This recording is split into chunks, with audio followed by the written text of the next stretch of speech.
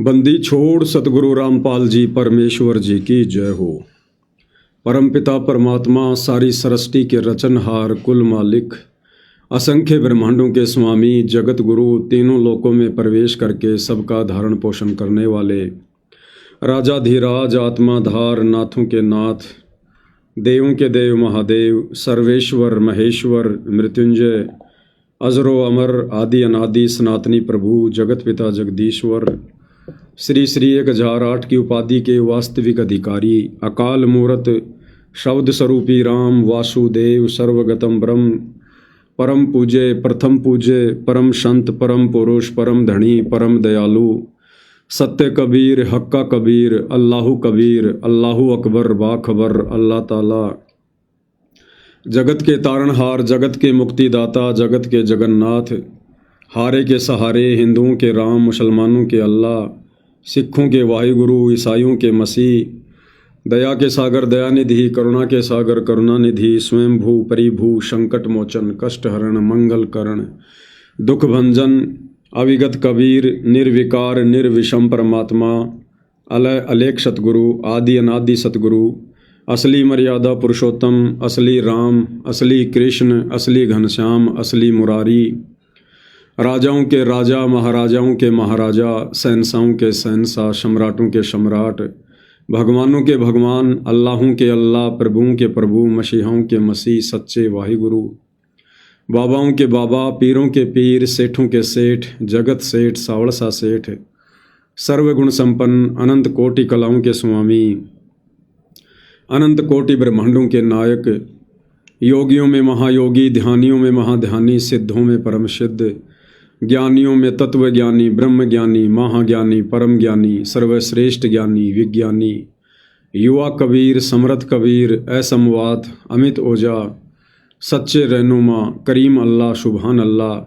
दुनिया के अंतिम पैगंबर 8 सितंबर 1951 से गांव धनाना जिला सोनीपत हरियाणा भारतवर्ष की पावन भूमि पे प्रकट रियल कल की भगवान श्री नारायण साकार हरि श्री बाबा साहेब नूर अनंत परमात्मा सच्चे दरवेश सच्चे बाखबर सत्य पुरुष अलग पुरुष अनामी पुरुष संत श्रोमणी सतगुरु रामपाल जी परमेश्वर जी के चरण कमल में साध संगति से जुड़े हुए देश विदेश से आप और हम सभी सत्सेवक भाई बहनों का अनंत कोटि दंडवत प्रणाम।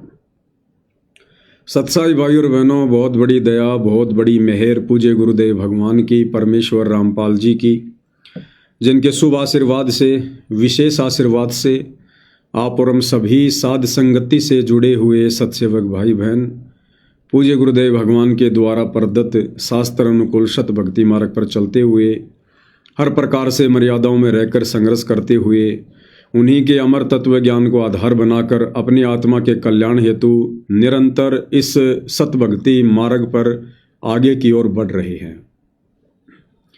भाई और बहनों, वर्तमान में अपने मिशन के तहत हिसार जेल में बैठकर पूज्य गुरुदेव भगवान परमेश्वर रामपाल जी जो विशेष संदेश अपनी विशेष आत्माओं के लिए भेज रहे हैं, उन विशेष संदेशों के ऊपर निष्कर्ष निकालने की प्रक्रिया जारी है।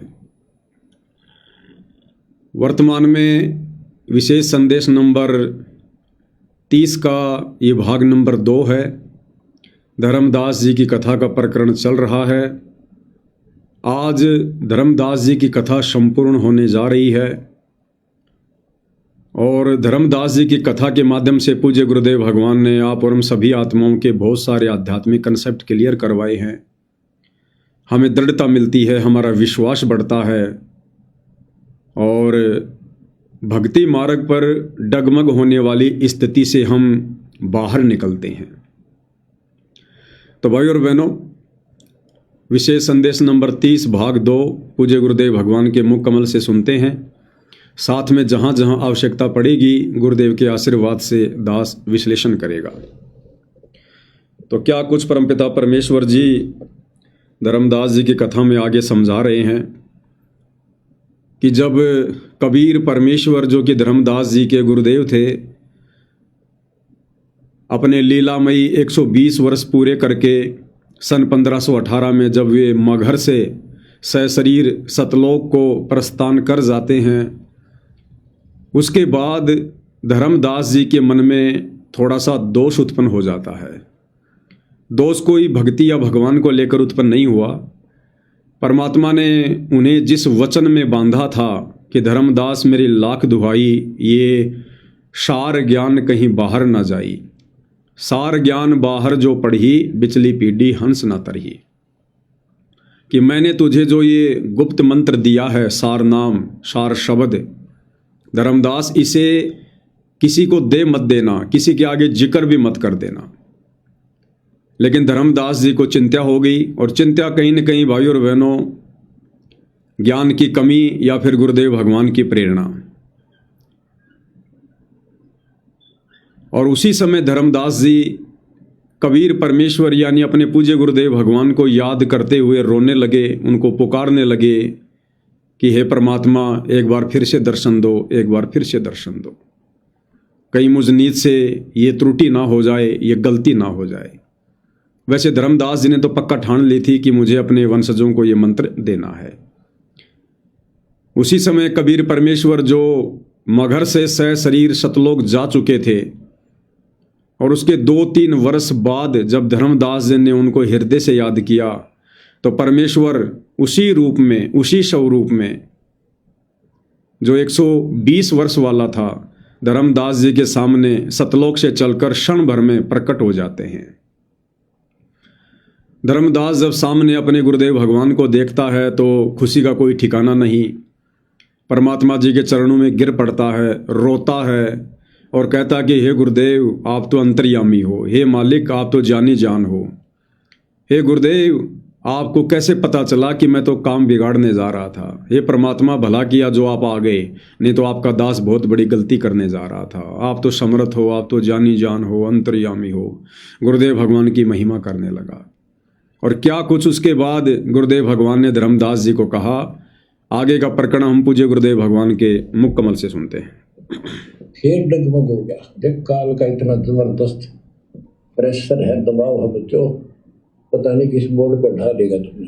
3-4 साल मालिक के जाने के बाद उसके मन में ये दोष आया, और ये सोच ही रहा था कल या परसों कोई ठीक सा समय निकाल कर बच्चे को बता देता। इतनी देर में जो इसने यह पुकार करी, आज मोहे दर्शन दियो जी कबीर, आज मोहे दर्शन दियो जी कबीर, तो वह सारा शब्द में गाया। उसमें सारा जाता, तुम काशी 2 दिन का झगड़ा पड़ गया, मेरा कोई पाया नहीं शरीर, पाया नहीं शरीर। ये धर्मदास की बाद की बातें हैं जब परमात्मा चले जा चुके थे। तो मालिक आगे बोल भाई धर्मदास कैसे याद किया। धर्मदास जी ने देखा भगवान आगे, उम्र उसकी भी काफ़ी हो रही थी, वहीं गिर गया पृथ्वी पर घना सा, एकदम इतना हर्षित हो गया, चरण पकड़ लिए, हे भगवान आप तो समर्थ हो, मैं तो विचलित हो गया था, आपके बिना मैं तो अधूरा हो गया था, या कोई दूसरा है तो कोई नहीं, यूँ कहने वाला यूँ ज्ञान तेरा ठीक से दाता सारे मेरे पीछे पड़ रही। परमात्मा ने फिर पूरा ज्ञान उसको फिर से समझाया, भाई काल का बहुत मुंडा जाल है, ऐसे है वैसे है। धर्मदास मेरी राख दुआई, मूल ज्ञान और सार नाम सार शब्द ये कई बार न चाहिए। मूल ज्ञान बाहर जो पड़ी, बिजली पेटी हंसनी तड़ी नाश हो जाएगा। तेरे को पहले ही बताया था, और भाई ये ऐसा किसी ना बताइए, ये कितना बड़ा जुल्म हो जाएगा। और तेरे को मना कर रखा मैंने, नाम देने का तो अधिकारी रहा को नहीं, देख कदे गलती बन जाते, ध्यान रखिए तो नहीं, इसलिए वापस कह रहा है। हे भगवान आप तो अंतर्यामी हो, हे परमात्मा। बोला भाई काल का जबरदस्त जाल है, और सब काल के दूता भी नाम प्रयोग सच्चा भक्ति मार्ग हाथ लग गया तो 5505 वर्ष जब ये बीतेंगे उस समय दास को भेजूंगा मैं, वो कैसे अलग अलग बताओगा, यूँ गलत सर यू ठीक है। उस समय तेरे ये बच्चे भी जन्म लेंगे। तेरा 42 पीढ़ी का वंश इसीलिए दिया है कि ये भक्ति मार्ग पर चला गे रहे हैं, और वो आओगा जो उसका नाम ले लेंगे और तेरा कल्याण हो जाएगा। ऐसा नाम दे दिया, इसको जब करते रहे ना, ये इसे मनुष्य जीवन करते रहेंगे इनको। धर्मदास बुरी तरह रोने लगा, बुरी तरह।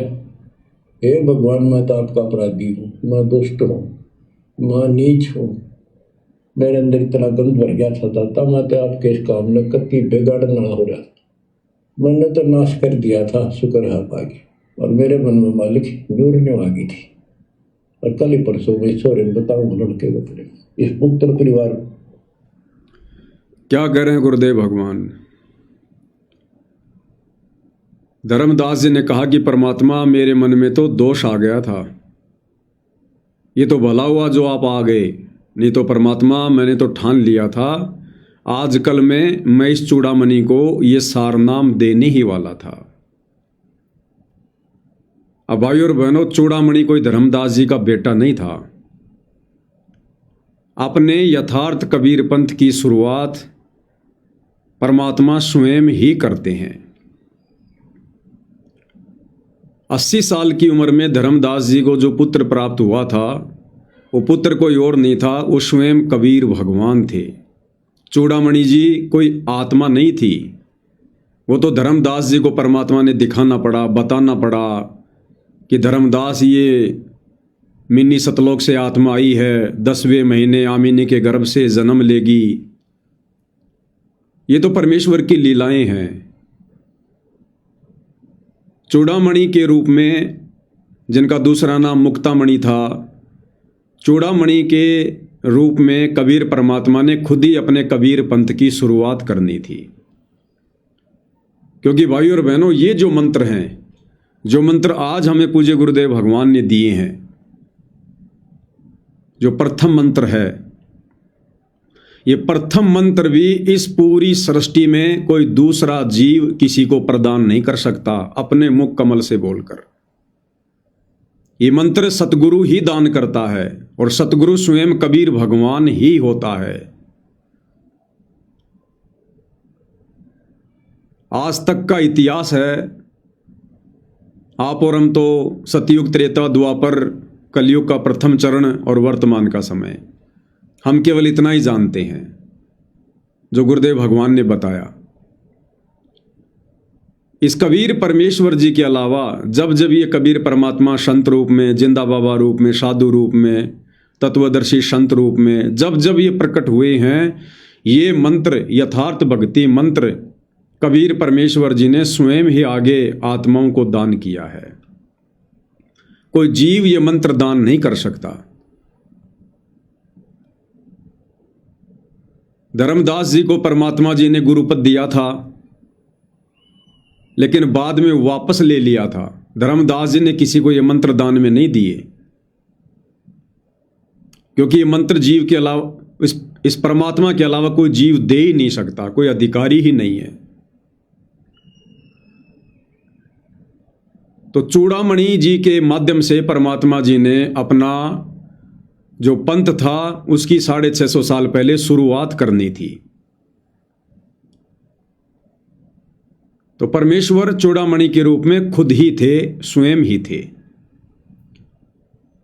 और उसके बाद देख लो भाई और बहनों, जब आदरणीय गरीबदास जी आए तो गरीबदास जी ने भी ये मंत्र किसी को नहीं दिए, और गरीबदास जी के रूप में खुद कबीर भगवान थे। लेकिन गरीबदास जी का रोल क्या था? एक जीव का, एक भगत का। तो गरीबदास जी ने भी कभी किसी को ये मंत्र दान में नहीं दिए, केवल अपने ग्रंथ साहिब में लिख दिया, क्योंकि एक जीव कभी किसी को ये मंत्र दे ही नहीं सकता। नानक जी के रूप में खुद कबीर भगवान थे। आज हमें पता चल गया, जिस समय नानक जी की आत्मा को परमात्मा शरीर से निकाल कर बेई नदी से सतलोक ले गए थे, उस समय तक तो वो नानक की आत्मा थी, लेकिन वापस आते समय वो नानक की आत्मा नहीं थी। नानक को तो परमात्मा ने मिनी सतलोक में बैठा दिया था। नानक जी को तो वर्तमान समय में जन्म देना था। और फिर पूरी की पूरी लीला नानक जी के रूप में खुद कबीर भगवान सतगुरु रामपाल जी ने की। अन्यथा नानक जी कहाँ बाला मर्दाना को लेकर प्रहलाद के लोक में चले जाएंगे? प्रहलादपुरी का और ध्रुवपुरी का तो काल को भी नहीं पता। उस प्रहलाद को प्रहलादपुरी और ध्रुव को ध्रुवपुरी ये कबीर भगवान ने दी हैं रचकर। जैसे काल को मिनी सतलोक के बारे में नहीं पता, ऐसे उनके लोगों के बारे में भी नहीं पता। इसीलिए तो कहा था मर्दाना के पूछने पर प्रहलाद जी ने, जब मर्दाने ने पूछा कि यहाँ पर और कौन कौन आया है, तो बोले भाई आज से पहले तो कबीर आया है, आज ये नानक आया है, और नानक जी के सचखंड जानने के सैकड़ों वर्ष बाद एक और आएगा जो जाट वर्ण में होगा, बरवाड़ा जिसका प्रचार प्रसार क्षेत्र होगा, और वो भी इन्हीं के जैसा होगा। तो कौन है वो तीसरा? वो सतगुरु रामपाल जी हैं। तो नानक जी को हो, चाहे कबीर जी को हो, चाहे सतगुरु रामपाल जी को हो, ये परमात्मा के ही रूप हैं। तो ये मंत्र एक जीव कभी किसी को दान नहीं कर सकता। और वर्तमान में देख लो, ये मंत्र सतगुरु रामपाल जी ही दान कर रहे हैं। और आगे के लिए गुरुदेव भगवान ने सबको प्रतिबंधित कर दिया कि मेरे सतलोक जाने के बाद शरीर रूप में कोई भी गुरु नहीं होगा। ये जो मंत्र हैं ये इलेक्ट्रॉनिक उपकरणों के माध्यम से दान किए जाएंगे। चाहते तो गुरुदेव भगवान किसी भगत को गुरुपद दे सकते थे, लेकिन कोई जीव ये मंत्र देने का अधिकारी नहीं है।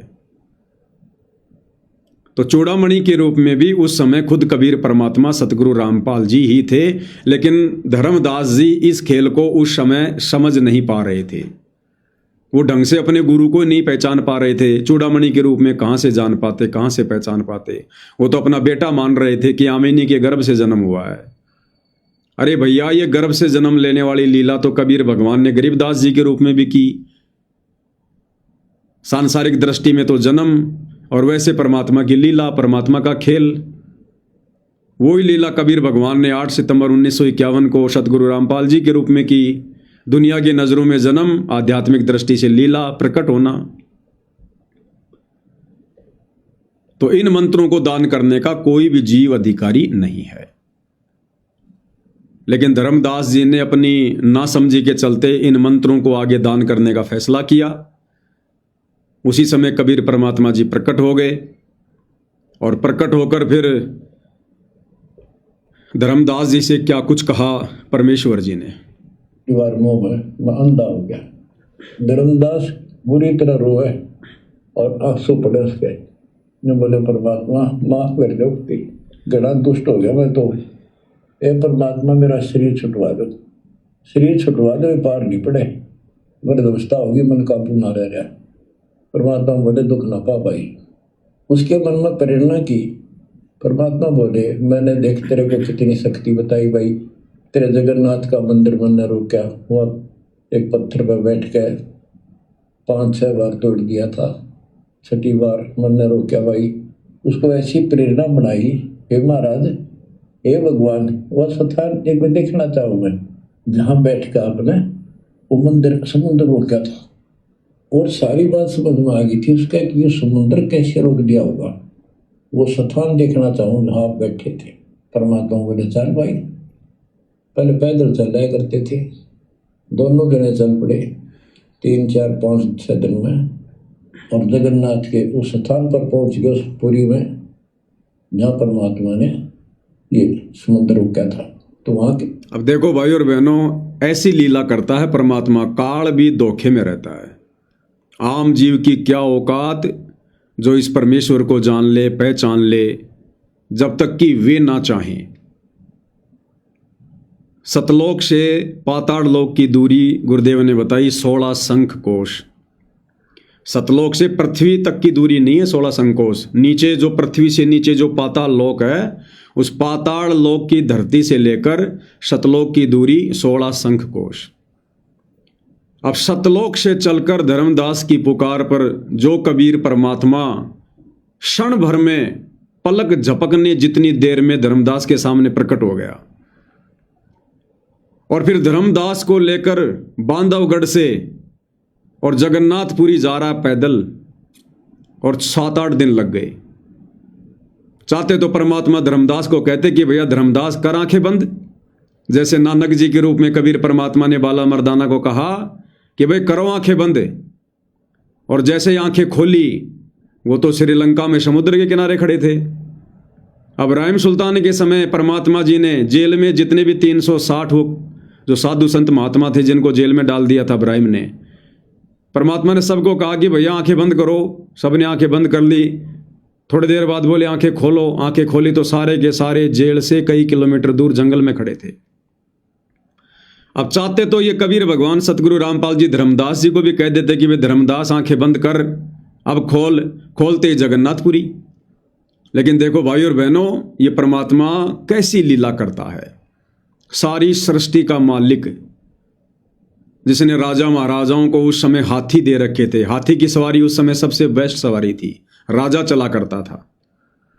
चाहते तो परमात्मा हाथी ले लेते, घोड़ा बुग्गी ले लेते, लेकिन धर्मदास को लेकर, अब धर्मदास की भी 125 साल की उम्र और कबीर परमात्मा की भी तकरीबन 23-24 साल की उम्र, क्योंकि जिस समय परमात्मा मगर से गए थे उस समय 120 साल की लीलामय उम्र थी, और उसके 3-4 साल बाद परमात्मा धर्मदास की पुकार पर वापस आए थे। और जिस समय परमात्मा आए उस समय धर्मदास जी की उम्र 120 साल थी, 125 साल थी। तो दोनों की उम्र 125 साल के आसपास, और 7-8 दिन तक पैदल यात्रा करते हुए, रात्रि विश्राम करते हुए और ऐसी लीला करते हुए परमात्मा धर्मदास जी को लेकर जगन्नाथपुरी गए। जबकि धर्मदास जी तो जान चुके थे, उनको पहचान चुके थे कि ये परमात्मा तो कभी भी अंतर्ध्यान हो सकता है, क्योंकि धर्मदास जी के सामने वो परमात्मा 6 बार अंतर्ध्यान पहले हो चुका था। फिर भी परमेश्वर ने एक आम व्यक्ति, एक साधारण व्यक्ति जैसी लीला की। इनकी ऐसी लीलाओं को देखकर ही भाई और बहनों, ये काल इनको पहचान नहीं पाता है। इस काल को लगता है कि ये वो नहीं हो सकता, ये हो ही नहीं सकता वो सतलोक का राजा। वो तो ना जाने 1 सेकंड में क्या से क्या कर दे। काल उसकी समर्थता से भली भांति परिचित है। काल को विश्वास ही नहीं हो सकता कि सर्व सृष्टि का मालिक, सतलोक का राजा, रतन जड़ित सिंहासन पर बैठने वाला, पूरे ब्रह्मांडों को कंट्रोल करने वाला, और ऐसे एक आम व्यक्ति के भेष में 120 साल तक जुलाई के रूप में कपड़े बुनेगा, टूटी फूटी झोपड़ी में रहेगा, ऐसे पैदल यात्रा करेगा। तो सोचो भाई और बहनों, जब ये काल जो 21 ब्रह्मांड का नकली भगवान है, जब ये भी इस कबीर भगवान को नहीं पहचान पाता है, तो सोचिए फिर आप और हम 2 कोटि के जीव, आप और हम तो काल के आगे भी कुछ नहीं है। सोचिए फिर हम कैसे पहचान जाएंगे कि ये भगवान है, ये परमात्मा है। और यही कारण है आज 35 साल हो गई सतगुरु रामपाल जी का परिवार, जिस परिवार में परमात्मा ने प्रकट होने की लीला की, जिस परिवार में परमात्मा उन आत्माओं के साथ में उनके बचपन से रहे, अपने बेटा बेटी के रूप में उन आत्माओं को पाला पोषा, आज वो सतगुरु का परिवार भी इस कबीर परमेश्वर जी को पहचान नहीं पा रहा, ढंग से अपना गुरु भी नहीं मान पा रहे। तो सोचो फिर आम भक्तों की क्या औकात, क्या बिसात, जो गुरु रूप में इन्हें परमात्मा कह दे, इन्हें परमात्मा मान ले, परमात्मा जान ले। तो ये सारा का सारा जो खेल है, ये कबीर भगवान का खुद का है। ये कबीर परमात्मा जिन जिन आत्माओं से चाहेगा अपनी पहचान करवाएगा, नहीं तो जीव अपनी बुद्धि स्तर से, अपने ज्ञान आधार से, अपनी भक्ति के बल से ये लाख जन्म भी इस परमेश्वर की पहचान नहीं कर सकता। अब विचार करो भाई और बहनों, पूरे विश्व की जनसंख्या लगभग 800 करोड़ से ऊपर है। उस 800 करोड़ की जनसंख्या में मुट्ठी भर लोग सतगुरु रामपाल जी के भगत हैं, और उन मुट्ठी भर लोगों में भी चंद भगत जो साध संगति से जुड़े हुए हैं, केवल उन्होंने अपने गुरु को परमात्मा के रूप में पहचाना है। तो गुरु को परमात्मा के रूप में पहचानने की औकात आप और हम साध संगति से जुड़े भाई बहनों की नहीं है। आप और हमारे से तो बड़े बड़े ज्ञानी, बड़े बड़े ध्यानी, बड़े बड़े गुरु जी के निकट रहने वाले, बड़े बड़े परम सेवादार, कोऑर्डिनेटर सैकड़ों की संख्या में है, हजारों की संख्या में, जो 30-30 साल से, 20-20 साल से उपदेश लेकर गुरु के साथ रहकर भक्ति कर रहे थे, वो भी नहीं पहचान पाए, ढंग से गुरु भी नहीं मान पा रहे। आज परमात्मा तो बहुत दूर की बात है, और आप और हमारे ऊपर गुरुदेव ने कैसी अनमोल रजा कर दी। हमारे हृदय में बैठा दिया कि अगर कोई कबीर है तो हमारा गुरु है, और नकली कबीर की फोटो को फड़वा दिया गुरुदेव भगवान ने, ये साबित करवाने के लिए कि हमने अपने गुरु को ही कबीर के रूप में स्वीकार कर लिया है। तो ये सतगुरु रामपाल जी परमेश्वर जी की विशेष मेहर, विशेष रजा, जो उन्होंने आप और हमारे से 2 कोटि के जीवों से अपनी पहचान करवाई। आज हमें अपने जैसे दिखाई देने वाले एक इंसान में, गुरु में भगवान नजर आ रहा है। और हमारे गुरु भाई बहनों को जो सतलोक आश्रमों से जुड़े हैं, उनको गुरु एक हार्ड मांस का लोथड़ा नजर आ रहा है। यानी वो अपने गुरु को मानुष समझ रहे हैं, एक मां के गर्भ से जन्म लिया हुआ जीव मान रहे हैं। तो कितनी बड़ी रजा! और यदि इतनी बड़ी रजा गुरुदेव ने की है तो किसी विशेष मकसद से की होगी। वो विशेष मकसद है सतलोक लेकर जाना। तो अब भाई और बहनों, आगे जो संघर्ष होगा, आगे जो प्रयास होगा, उसमें पीछे कदम आप और हमने भी नहीं हटाने अब। और ये विश्वास रखना होगा कि गुरु जी पल पल, कदम कदम, क्षण क्षण हमारे साथ में हैं, हमारे साथ में। अन्यथा इस परमात्मा को कोई पकड़ नहीं सकता। अब विचार करो भाई और बहनों, हम अपनी छाया तक को नहीं पकड़ सकते। हम भाई बहन अपनी छाया तक को नहीं पकड़ सकते। पकड़ने का प्रयास करना, जैसे पकड़ोगे तुरंत आगे हो जाएगी। इस भगवान को कैसे पकड़ लेंगे जब हम अपने शरीर की छाया तक को नहीं पकड़ सकते? तो ये परमात्मा अपना हाथ पकड़वाता है उन आत्माओं से जिन आत्माओं को सतलोक लेकर जाना होता है। तो गुरुदेव ने हमें साथ संगति से जोड़ दिया। आप और हमारी ट्रेनिंग चल रही है और पल पल गुरुदेव भगवान की पैनी नजर है। जिस प्रकार एक कोच की, एक रेफरी की और जो खिलाड़ी होते हैं उनके ऊपर पल पल नजर होती है, पल पल, ऐसे गुरुदेव भगवान की साध संगति से जुड़ी आत्माओं पर पल पल नजर है। भले हमें विश्वास थोड़ा हो या ना हो, तो हमने गुरुदेव की इस असीम रजा को बना के रखना है। तो परमेश्वर धर्मदास जी को लेकर और जगन्नाथपुरी चले जाते हैं। के लोगों ने भी बताया भाई ऐसे ऐसे एक संत आए थे और वो बूढ़े बाबा के रूप में, उन्होंने ही समझ, उस टाइम तो सच्ची कहानी सही चल रही थी, बाद में आके उन्होंने दबा दी थी। धर्मदास जी को फिर से वहां पूरा ज्ञान समझाया, 10 दिन लगातार सत्संग सुनाया। और भूल गया तू ऊपर क्या देख कर आया था, इस नरक में फिर रहना चाहते हैं। एक लेवा एक देवा दुख तुम कोई किसी का पिता नहीं पुत्र तुम ऋण संबंधी जुड़ा ठाटा अंश में सब पारा बट। धर्मदास जी बोले जी मेरा शरीर छुटवा दो, मन ले चलो यहाँ से, नरक से निकाल दो, मैं कति गिर चुका हूँ और मालिक आपने समय पर समा दिया। धर्मदास जी ने क्या कहा? जब परमात्मा उन्हें जगन्नाथपुरी ले गए, 10 दिन तक दोबारा से पूरा ज्ञान समझाया। ज्ञान किस लिए समझाया? ताकि धर्मदास की आस्था जो काल प्रेरणा से इसके बेटे में लग गई है, चूड़ामणि में लग गई है, ये आस्था इसकी फिर से हटे, फिर से इसकी सोई हुई आत्मा जागे, ताकि फिर इसको मैं वो मंत्र दूं और जब ये उस मंत्र का स्मरण करे तो इसकी सुरती सतलोक में लगे। सब कुछ बताया गुरुदेव भगवान ने। और उसके बाद परमात्मा जी ने धर्मदास जी को वो मंत्र दिया और परमात्मा जी समझाने लगे धर्मदास जी को।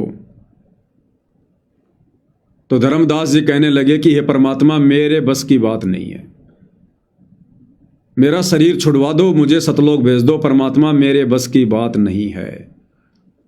अब भाई और बहनों, ठीक है, धर्मदास जी की उम्र काफ़ी हो गई थी, उस समय इतने सत्संग भी सुनने को नहीं मिलते थे, लेकिन फिर भी भाई और बहनों, सतगुरु से ये कहना कि मेरे बस की बात नहीं है, ये भगत की कमजोरी में आता है।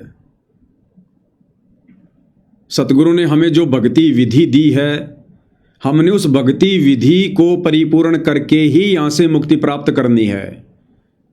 जबरदस्ती सतगुरु नहीं करेगा। जबरदस्ती करनी होती तो ये समर्थ है कब का कर देता। आज 21 ब्रह्मांड में कोई देखने को भी नहीं मिलता। लेकिन ये परमात्मा आत्मा को तैयार करना चाहता है, आत्मा को सतलोक लेकर जाएगा। तो धर्मदास का ये कहना कि परमात्मा मेरे वश की बात नहीं है, मेरा शरीर छुड़वा दो, ये कहीं न कहीं ज्ञान की कमी को दर्शाता है। तो आप और हम भगत भाई बहनों ने प्रार्थना तो करनी है कि हे गुरुदेव भगवान शरीर छुड़वा दो, हे परमात्मा, लेकिन हमने दूसरे तरीके से, ज्ञान आधार से, भावनाओं में बहकर नहीं, अज्ञानता का परिचय देते हुए नहीं। देखो ये कलयुग की बिचली पीढ़ी है, परमात्मा ने पूरा कोर्स दे दिया, और पूरा कोर्स देने के बाद यदि परीक्षा में बच्चा नकल करता है तो गुरु नाराज होता है। फिर आज कोई कमी नहीं छोड़ी गुरुदेव भगवान ने समझाने में। तो आप और हमने प्रार्थना तो करनी है परमात्मा जी से सतलोक की, मुक्ति की, मोक्ष की, लेकिन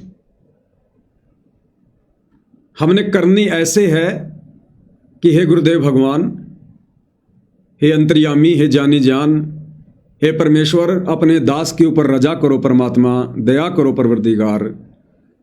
हे परमात्मा, अब इस काल के लोक में दास का मन नहीं लगता है।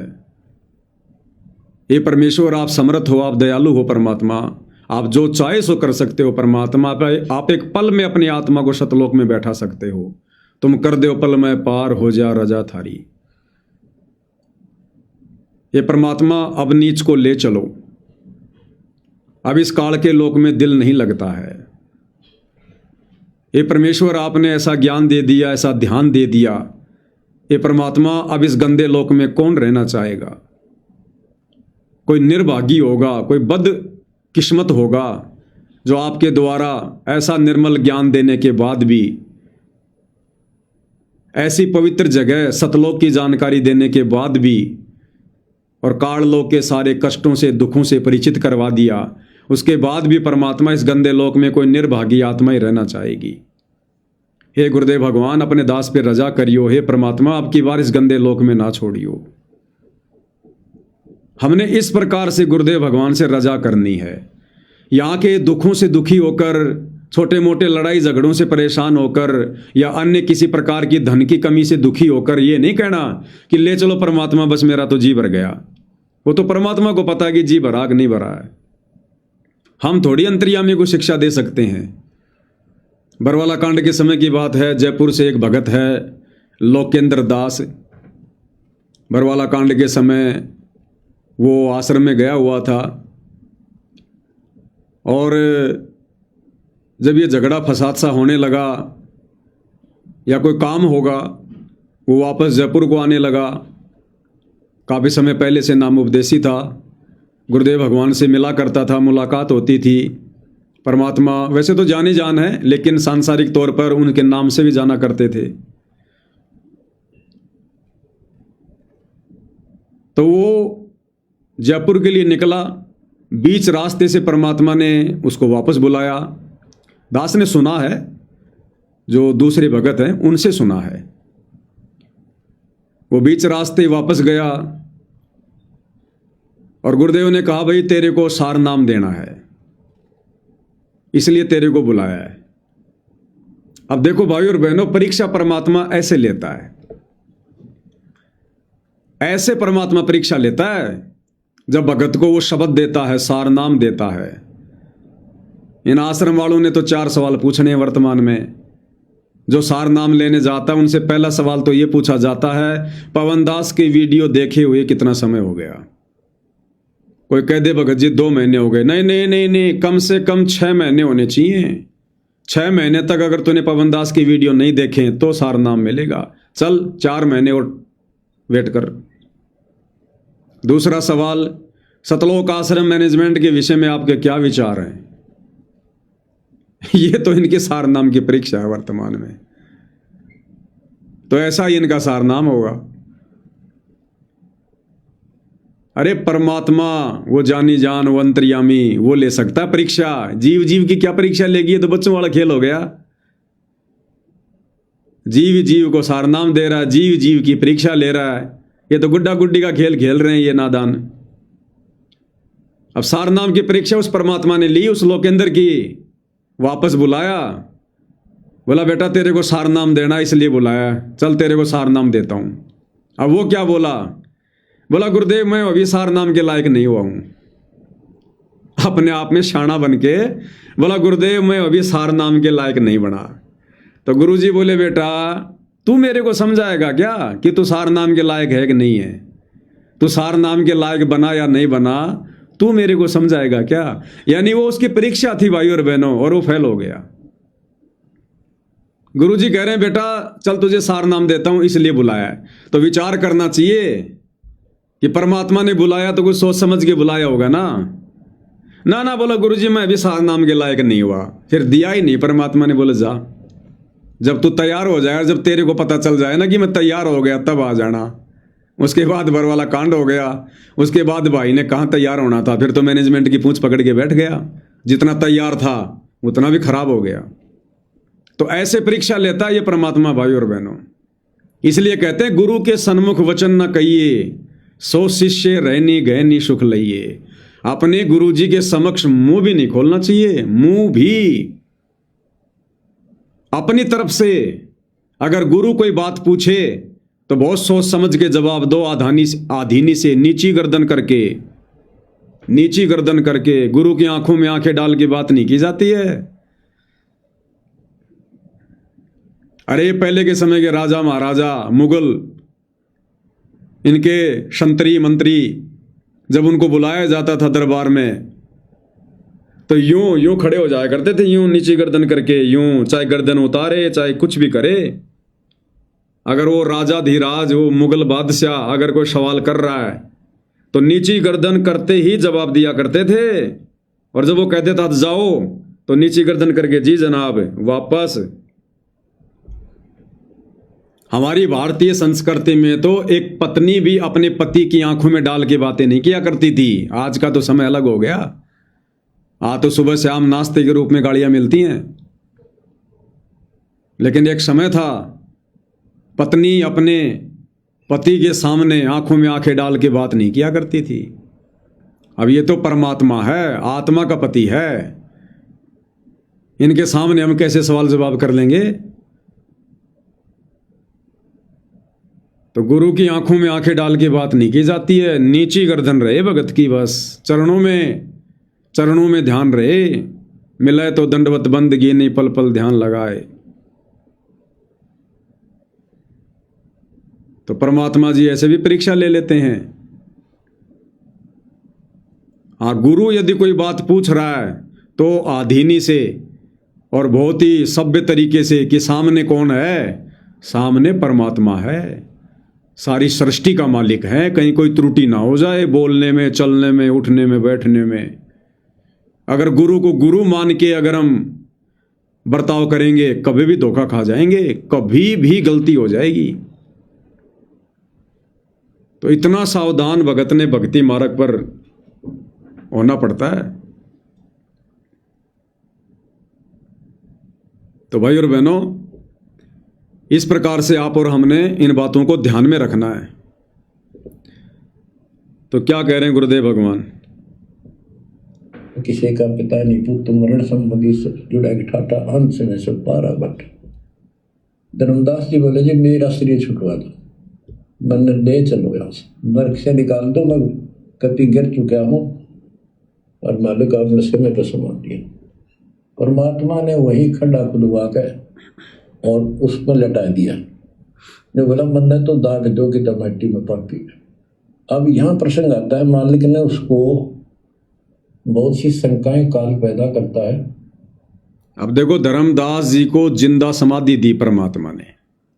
अब इस बात को लेकर अंतर्यामी को पता कि काल भक्तों के मन में शंका उत्पन्न करेगा कि ये तो धर्मदास जी की हत्या कर दी, उनको तो जीवित ही समाधि दे दी, उनको तो बड़ा दुख हुआ होगा, बड़ी परेशानी हुई होगी, उनका तो दम घुटा होगा, ऊपर से मिट्टी डाल दी भगवान ने जिंदा पर।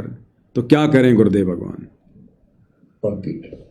अब यहाँ प्रसंग आता है, मालिक ने उसको बहुत सी शंकाएं काल पैदा करता है। भगवान तो वैसे भी स्त्री छुटवा सकते थे, भगवान तो वैसे भी कर सकते थे, ऐसा क्यों किया? ये तो एक उसको हत्या कर दी। इसके पीछे बहुत गजब राज होता है। क्या कह रहे हैं गुरुदेव? इसके पीछे बहुत गजब राज होता है, बहुत गजब राज। अब कोई गजब का राज है, तभी तो परमात्मा ने जिंदा समाधि दी। और गुरुदेव कहते हैं भक्तों के मन में तो कभी इस प्रकार की शंका उत्पन्न भी नहीं होनी चाहिए, इसके पीछे बहुत गजब का राज है। हत्या कर दी, इसके पीछे बहुत गजब राज होता है। और भक्त के तो मन में ऐसी बातें कभी नहीं आनी चाहिए।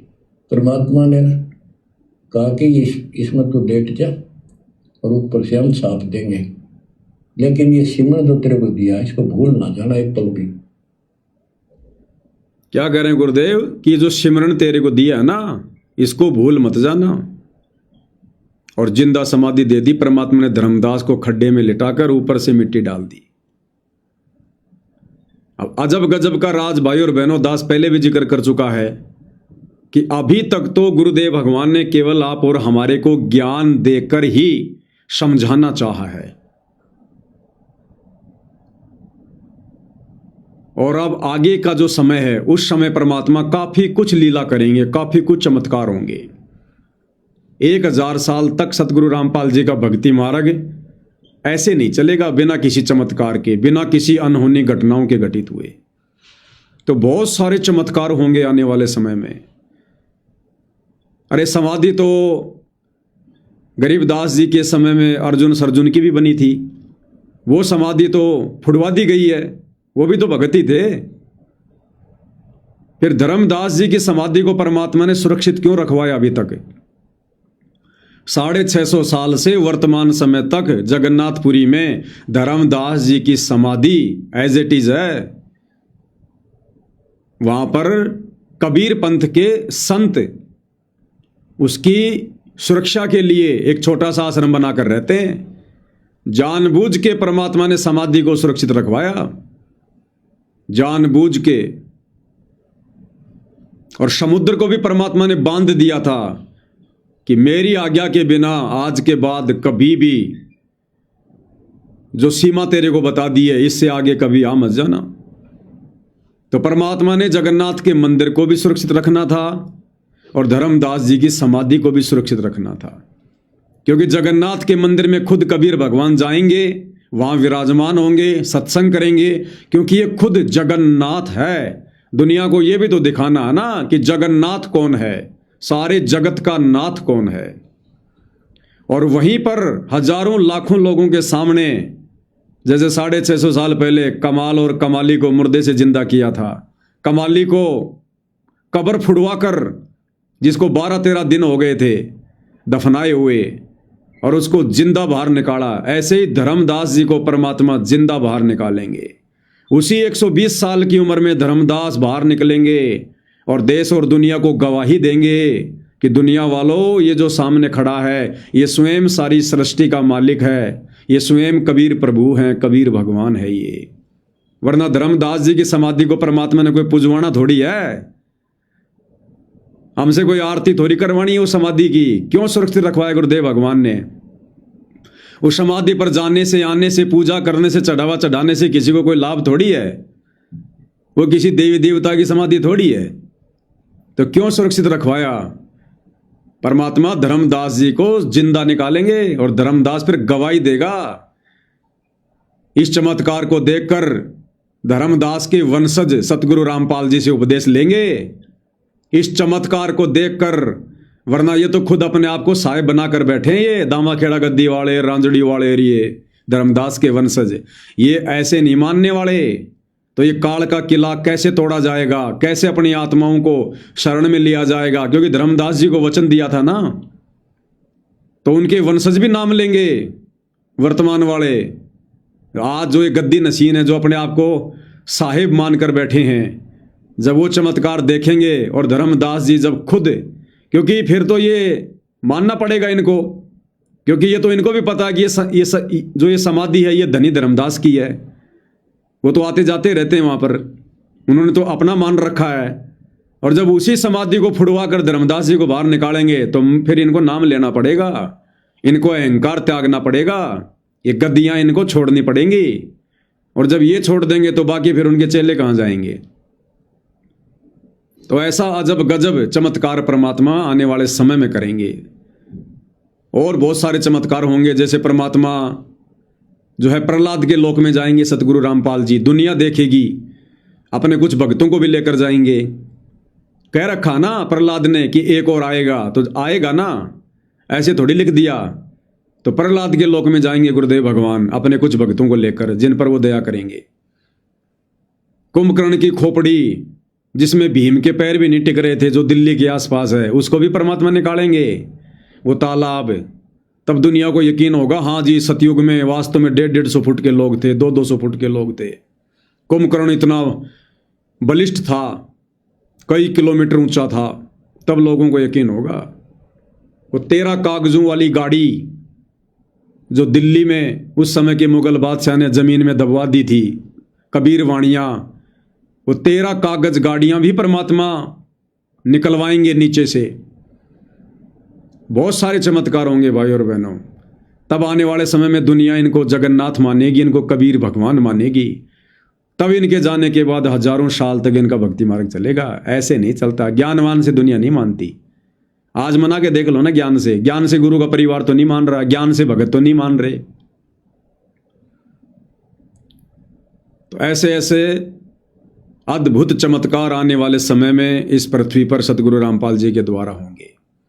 ये तो पूर्व निर्धारित हैं जो होंगे, इसके अलावा भी ना जाने परमात्मा कैसी कैसी लीलाएं करेंगे, जिनके किस्से फिर आने वाले हजारों वर्षों तक सतगुरु की महिमा के रूप में आत्माओं की जुबान पर होंगे।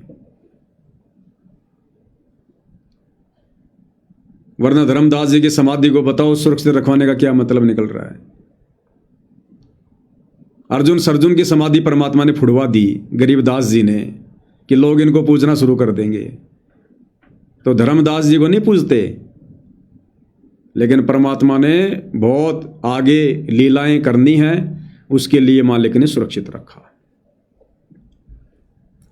अब कोई ये सोचे कि भाई ऐसे कैसे हो सकता है।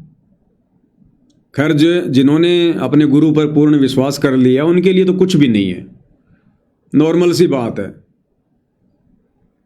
कि सतगुरु जो चाहे सो कर ही, कौन सी बड़ी बात है।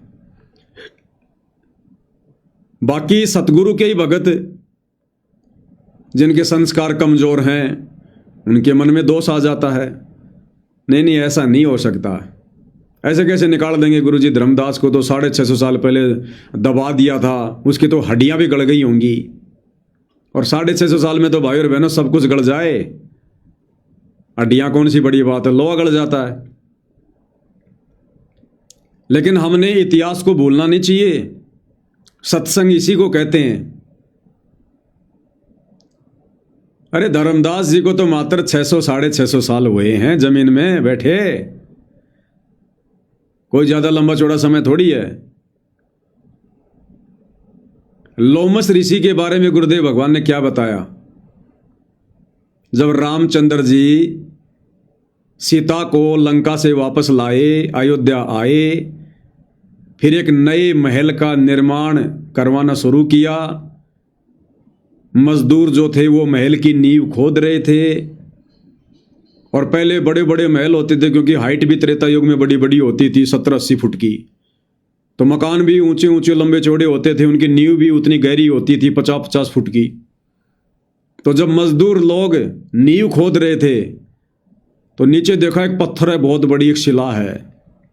सावधानी से उन्होंने उस शिला को हटाया तो उसके नीचे एक साधु बैठा था, ध्यान में लीन था नीचे जमीन में। मजदूरों को बड़ा आश्चर्य हुआ, श्री रामचंद्र जी के पास में संदेशा भिजवाया। रामचंद्र जी दौड़े चले आए और देखा तो साधु जी बैठे हुए हैं।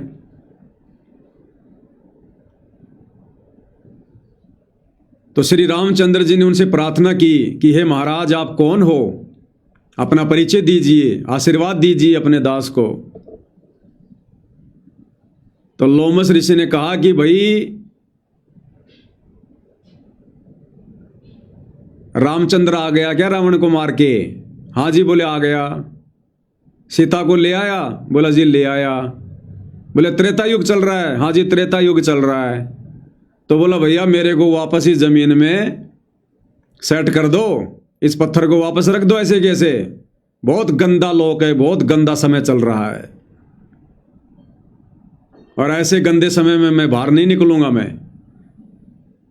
तो रामचंद्र जी ने कहा कि महाराज मेरी तरफ से एक भेंट स्वीकार करो, मेरी अंगूठी स्वीकार करो। तो लोमस ऋषि ने कहा कि मेरा जो ये कमंडल है ना इसमें डाल दे भाई।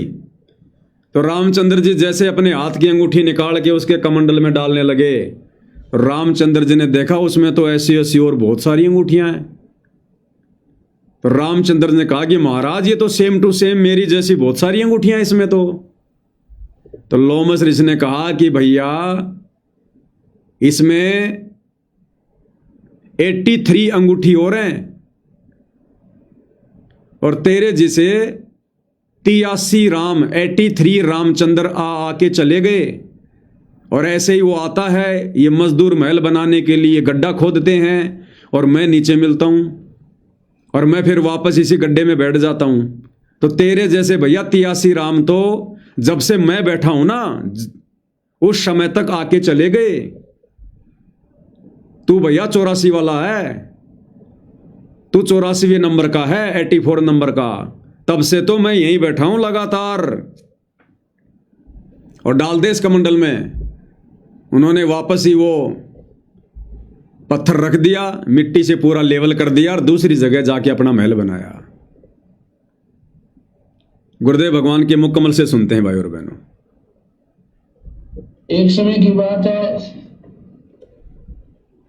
कि भगवान रामचंद्र जी ने कहे किला खुदवाओ थे, किला बना रहे थे अयोध्या का। उसमें नीचे खुदाई घड़ी करा करते, 15-15, 20-20 फुट तक नीचे खोद कर जब नींव भरकर किले की जब लिया करते भाई कदे को तले का स्वर्ग ना ला जावे। जब वो खुदाई करे थे उसमें लोग कहते हैं कि ऐसा पत्थर सा था चारों तरफ से, वो फूट गया उसमें देख ऋषि निकला। ऋषि की नामी नामी पलक हो रही, ऐसे खोखला सा बना रखा था मिट्टी सी का। वो बोले भाई कौन हो तुम, क्या कर रहे हो यहाँ पर? वो बोले जी हम राजा राम के सैनिक सेवक हैं यानी नौकर हैं और यहाँ पर किले की नींव खोद रहे हैं। अच्छा भाई त्रेता युग है क्या ये? हाँ जी त्रेता युग है। वो रामचंद्र है आलिया के अवतार धारक है। कहा जी वो तो क्या वो सीता ले आए वापिस? मैं सोचा भाई वो अच्छा भीतरे दिख रहा के बोला है। कहा कौन हो? भाई मैं तो जो हूं सो हूं, पर मैं जो बताऊं वो पुत्र दो मुझे। इतने में रामचंद्र जी को पता लग गया कि एक पुराना ऋषि है और खोदने जो खुदाई में पाया है। तो रामचंद्र जी वहां गए, प्रणाम किया, ऋषिवर प्रणाम हो। कहा दशरथ पुत्र, उसने कहा बातचीत हुई, आप कौन हो? कि मैं फलाना ऋषि हूँ, मैं लोमस ऋषि हूँ। अच्छा एक महाराज यहाँ कैसे? कि भाई ये कलयुग द्वापरा होगा और कलयुग होगा, अपने डर लगा उस कलयुग तक इसी बुढ़े लोक में। और हम तो भाई फिर अगला सतयुग होगा जब अपना आंख खोलेंगे अरे तो निकलेंगे बाहर। तो कहते हैं आप काफी बातचीत हुई तो कहते हैं लो महाराज जी मैं एक अंगूठी देना चाहता हूँ आपने। भाई महाराज अंगूठी के काम अके बात महाराज, ताकि इसमें घेर दे इस करमंडल में। उसमें घेरी तो इतनी और पाई, उसमें कहते हैं 83 अंगूठी और थी। वो बोला महाराज जी राम नाम की लिखी हुई अंगूठी और भी है, ताकि भाई तेरे जैसे राम देकर जा रहे सब थोड़ा 83 राम और आ लिए। लोमस ऋषि की आयु बहुत लंबी बताते हैं। उसका कहते हैं 4 युग जब समाप्त हो जाते हैं एक रूम टूटता है। और ये कहते हैं 3.5 करोड़ रूम है अपने, 3.5 करोड़ रूम। उसको लोमस ऋषि रूमी ऋषि कहते हैं, रूमी ऋषि। उसके इतनी आयु है जितने उसके रूम है, इतना 4 युग में एक रूम टूटा है, यानी उसकी इतनी आयु है। तो बोला भाई 84 भी बार आ रहा तो मेरा तेरे जैसे हनुमान राम ये आत्मा खत्म हो जाती है। विष्णु जो है नेक्स्ट विष्णु, फिर वो सूक्ष्म आत्मा परमात्मा फिर बिठा दी जाती है गद्दी पर भगवान काल के घर पर जन्म लेकर। तो 84 कहते गरीबदास जी कहते हैं रावण सीता ले गया दर 83 बार, 83 बार का प्रमाण तीन शास्त्रों में मिला है। और गरीबदास जी कहते हैं 30 करोड़ रामा अवतारी सीता संग्रहण की नारी, इनकी गिनती है कोई ना कितने चक्कर काटे। अब विचार करो भाई और बहनों, ये कथाएं कैसी अजब गजब शिक्षा दे रही हैं। तो मन में कभी भी भगत को शंका नहीं होनी चाहिए अपने गुरु जी के वचन पर कि 650 साल हो गए थे धर्मदास जी को समाधि दी हुई, अब तक तो हड्डियां भी गड़ गई होंगी, कैसे निकलेगा।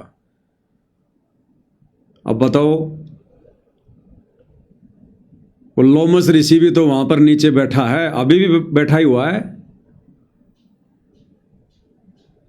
और 84 बार ये त्रेता युग बीत गए, 84 बार, तब से वो लोमस ऋषि जमीन के अंदर ही बैठा है। वो तो निकल रहा, उसको तो कोई भगवान भी नहीं मिला, कोई तत्वदर्शी संत भी नहीं मिला, उसको तो सारनाम भी नहीं मिला, सतनाम भी नहीं मिला था। तो धर्मदास कैसे गड़ जाएगा? बैठ के सुमरण कर रहा है, धर्मदास अपने सुमरण पे लगा हुआ है। क्या कहा था परमात्मा ने कि धर्मदास जो सुमरण तेरे को दे दिया इसको भूलना मत, सुरती लगा के रख। तो धर्मदास भाई जो मंत्र भगवान ने दिया था ना 650 साल पहले, समाधि देने से पहले, और कहा था कि धर्मदास अपनी सुरती लगा के रखना इस पे, तो धर्मदास भैया लेटा है या बैठा है, वो अपना सुमरण कर रहा है।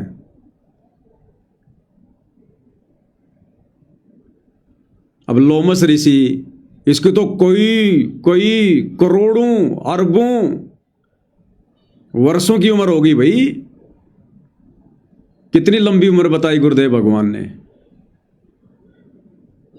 हमारे पूरे शरीर पर 3.5 करोड़ बाल हैं, 3.5 करोड़ बाल, पूरे शरीर के बाल, रोम छिद्र 3.5 करोड़।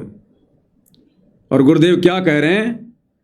जब 4 युग बीतते हैं, यानी 43,20,000 साल जब बीतती हैं, तो लोमस ऋषि का एक बाल टूटकर नीचे गिरता है। विचार करो भाई और बहनों, एक चतुर्युगी जब बीतती है, एक चतुर्युगी में 43,20,000 वर्ष का समय होता है। जब एक चतुर्युग बीतता है तो लोमस ऋषि का एक बाल टूटता है, और ऐसे ऐसे 3.5 करोड़ बाल हैं। इतनी लंबी उम्र लोमस ऋषि की है। अब भाई और बहनों, ये कोई आश्चर्य करने की बात नहीं है, ये डरने की बात है, घबराने की बात है, ये भय होना चाहिए। यहां चाहे किसी को लंबी उम्र मिलती है, चाहे किसी को लंबा राज्य मिलता है। जैसे परमात्मा कहते हैं, एक वो राजा था, 22 लाख वर्ष तप कीन्या या राज कीन्या। वो प्रियव्रत राजा था। कौन था?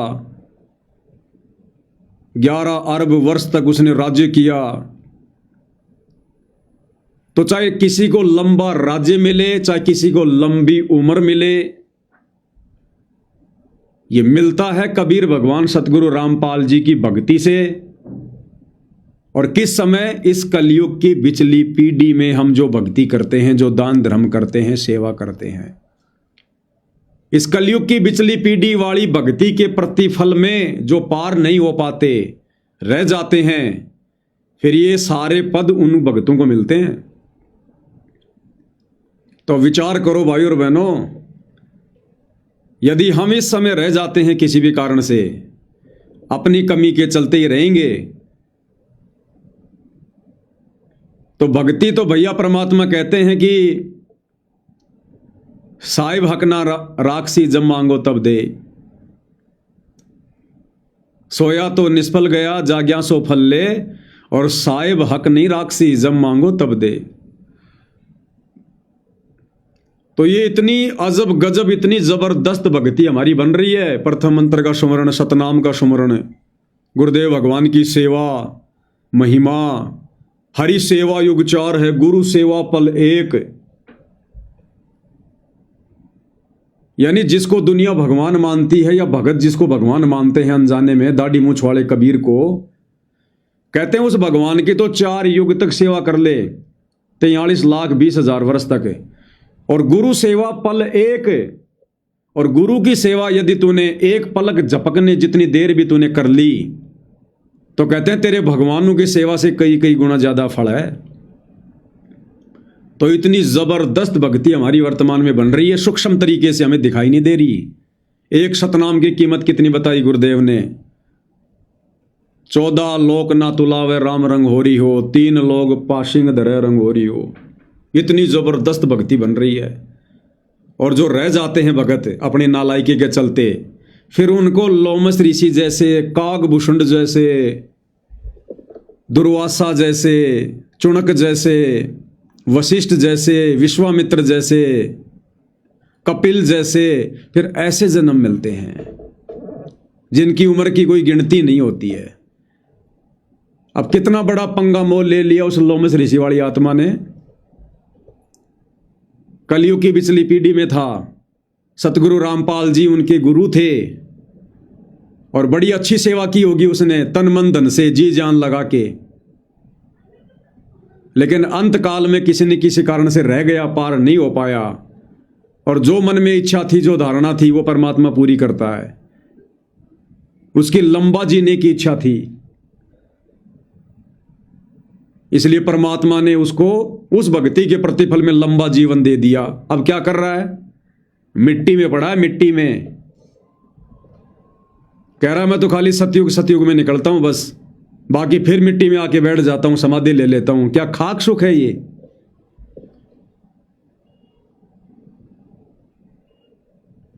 और जब तक उसकी उम्र पूरी होगी, 3.5 करोड़ बाल, और एक बाल टूटता है उसका 43,20,000 वर्ष में।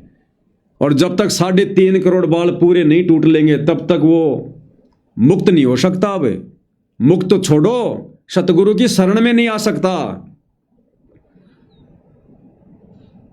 और आ भी गया तो पार नहीं हो पाएगा।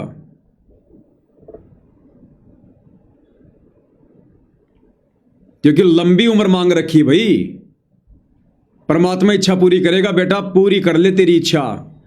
और जब तक उसकी इच्छा पूरी होगी तब तक तो भाई और बहनों ना जाने अरबों खरबों कलयुग की बिचली पीढ़ियां निकल जाएंगी।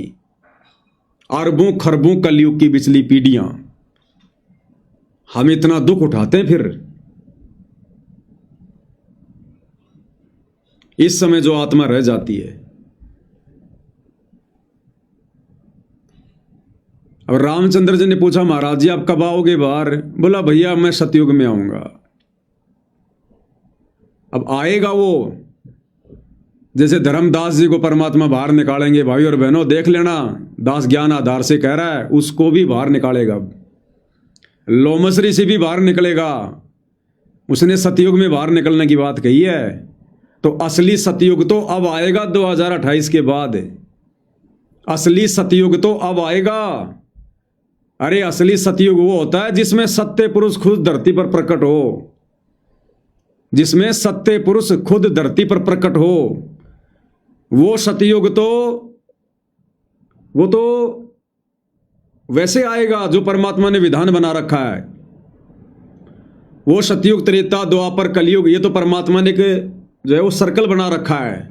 वो तो नियम अनुसार आएगा। असली सतयुग अब आएगा, कलयुग में सतयुग। और सत्य पुरुष खुद धरती पर प्रकट सतगुरु रामपाल जी, तो ये है वो असली सतयुग। अब निकालेगा परमात्मा उसको, नहीं तो क्यों बैठा भाई। अरे अहिल्या को परमात्मा ने पत्थर बना दिया, गौतम ऋषि के माध्यम से शराब दिलवाकर पत्थर बना दिया। क्यों बनाया था भाई पत्थर? समय आने पर रामचंद्र रूप में कबीर भगवान सतगुरु रामपाल जी ने अपने पैर की खड़ाऊ झाड़ी, पैर की खड़ाऊ झाड़ी तो वो वापस अहिल्या बन गई। तो लोमस ऋषि को अंदर क्यों बैठा रखा भैया? और बैठा रखा तो फिर भगवान ने जिक्र क्यों किया? और जिक्र किया है तो भाई परमात्मा अनगिनत चमत्कार करके जाएगा, अनगिनत। तब ये दुनिया देखेगी, तब इस दुनिया की आंखें फटी की फटी रह जाएंगी। तब 1000 साल तक ये सतगुरु रामपाल जी का भक्ति मार्ग चलेगा। ऐसे कोई नहीं चलने वाला। आज हिसार जेल में बैठे देखे कोई उनको संत तो मान लो, उनको संत भी लोग ढंग से नहीं मान रहे जो उनसे परिचित नहीं है।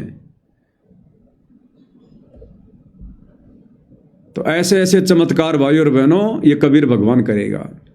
और जब लाखों वर्षों से करोड़ों वर्षों से वो लोमस ऋषि जमीन में बैठा है और उसका बाल भी बाका नहीं हो रहा, 4 युग में जाके उसका एक बाल टूटता है, तो धर्मदास कैसे गल जाएगा भाई 600 साल में? ये तो कबीर परमात्मा समर्थ है, ये चाहे तो पता नहीं है तो अरबों खरबों शंख पदम नील कितने समय तक आत्मा को एज इट इज रख ले। ये सारी सृष्टि इनके संकेत पे चलती है। ये पांचों तत्व इनके नौकर, इनके खवास हैं। तो अजब गजब लीलाएं होंगी आने वाले समय में भाई और बहनों, अजब गजब लीला।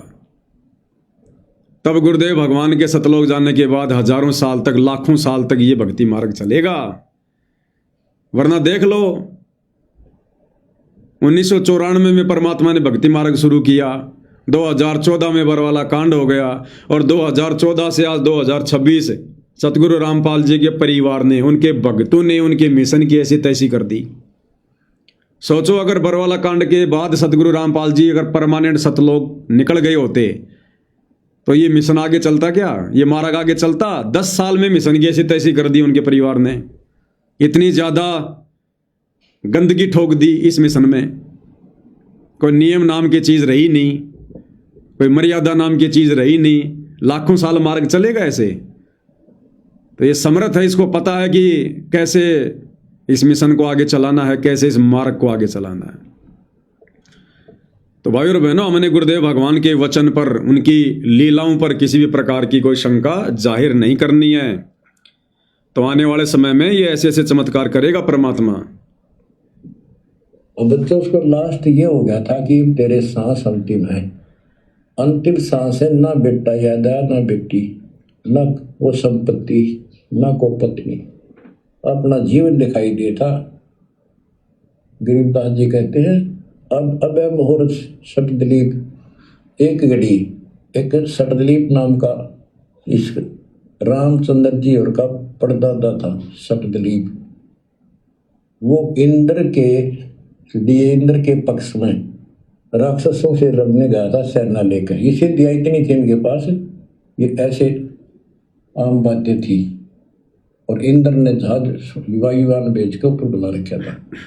तो राजा वह युद्ध में इंद्र जीत गया स्वर्ग का राज्य। तब उसको पता चला तेरी 2 घड़ी जीवन रहता, 2 घड़ी, 1 घड़ी 24 मिनट की। तब उसने कहा, इंद्र से कहा कि मुझे एक बार सरयू नदी के किनारे भेज दे अयोध्या में, मेरी राजधानी। इंद्र बोला और मेरे पास कोई विकल्प नहीं, मैं तेरी उम्र बता दूं। तो उस समय एक ऋषि ने जो उसको दीक्षा दे रखी थी, उसने बताया कि ईब मालिक में लोला ले, कोई दूसरा ठिकाना नहीं। 1 सेकंड के अंदर उस सरयू नदी के किनारे उसको छोड़ दिया। 2 घड़ी ऐसी लो लगाई, सब कुछ भूल गया भाई। तो ये सिमरन कुछ ही समय का, जहाँ आशा ता बासा हुई। उसकी आशा स्वर्ग की थी, धर्मदास की आशा सतलोक की थी। तो बच्चों, ये है वो सार नाम, ये है वो मूल ज्ञान। धीरे धीरे आपके भी अंतःकरण के ये थोड़े बहुत जो संशय हैं कभी नष्ट हो जाएंगी। मालिक के पर विश्वास रखो, इस मार्ग में छोड़ ना देना।